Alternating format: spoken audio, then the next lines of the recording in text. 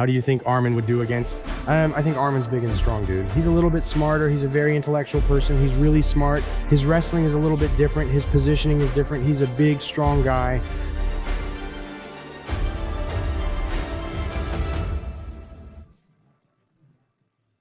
We already saw how El Matador took out Charles Oliveira in another display of how well developed his striking is. And he took an elbow that, besides knocking me out, would have split my face open, but it practically did nothing to him. Alright, after becoming the new lightweight champion and joining the list of fighters with belts in 2 different weight classes, a question started to come up. Who the hell can stop him?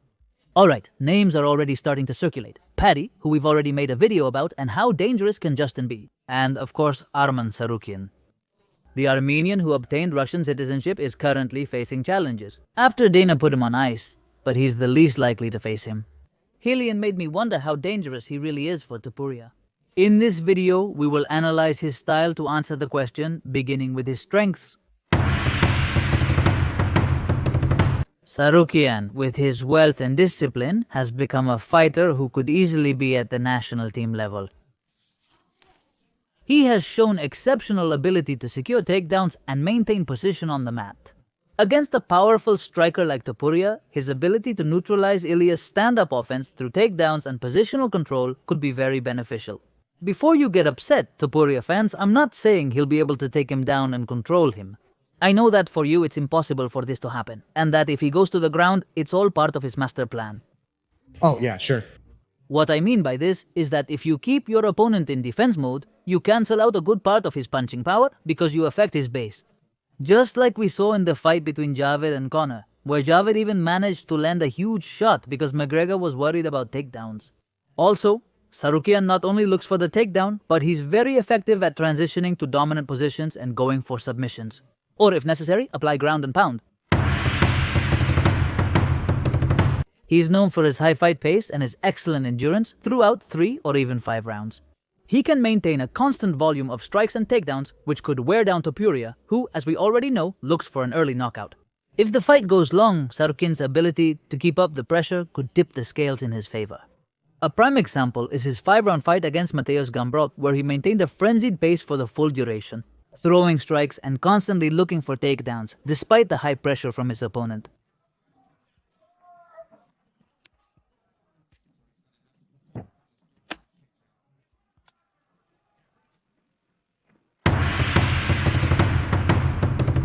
Although his strong point is wrestling, Tsarukyan has shown significant improvement in his striking, especially in his boxing and long-range kicks. He uses striking to set up takedown entries, skillfully transitioning from striking to wrestling. We saw this versatility in his fight against Charles Oliveira, where he used body kicks to keep the distance. He then mixed strikes with takedown attempts, displaying an evolved stand-up game. This makes him less predictable and presents a multifaceted threat to Topuria, who prefers a pure striking exchanges, although he can also grapple. As we already saw in Charles's fight, and as I already mentioned in the analysis for this fight, many people were telling me that Topuria's greatest danger was on the ground, but I said that I had already seen Topuria fight with high-level grapplers and he handled them well.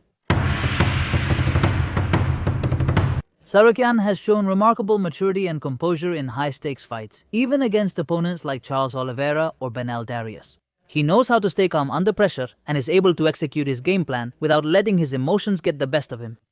That mental strength would be vital against the intimidating and aggressive Topuria. For an example, just look at his dominant performance against established contender Benel Darius. This showcases his mental fortitude as he remained composed and executed his strategy perfectly. True, but this sort of playboy turned fighter isn't perfect. He has his weak points and we're going to talk about them. Although he's tough, Sarukyan has been caught and knocked out in the past. Although it was a long time ago, this happened.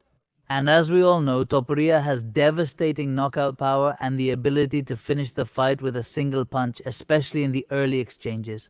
If Sarukyan makes a mistake with his distance or when going for a takedown, Topuria could capitalize on it again and knock him out.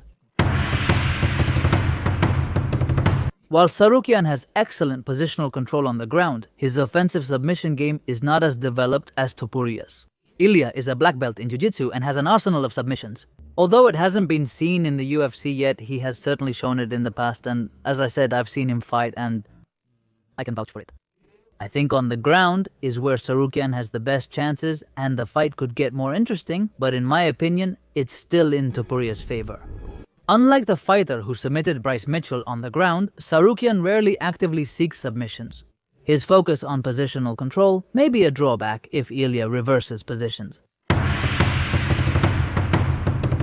Sarukyan often pressures forward with his striking, looking for combinations or takedown entries.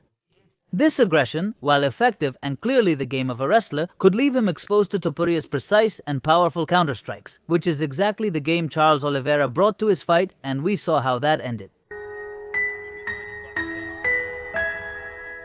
Charles and Sarukyan are different, but this strategy carries risk against a knockout artist like Topuria, since he has practically become a master at capitalizing on his opponent's mistakes, and he also has the speed and power to punish any opening. When Sarukyan fought against Charles, even though he won some quick exchanges, his defense was compromised, allowing Oliveira to land clean shots, something that Topuria would take advantage of much more than Charles. Despite improving his striking and defeating solid fighters, his UFC record against elite pure strikers with knockout power is not as impressive as his success against other opponents, or grappler.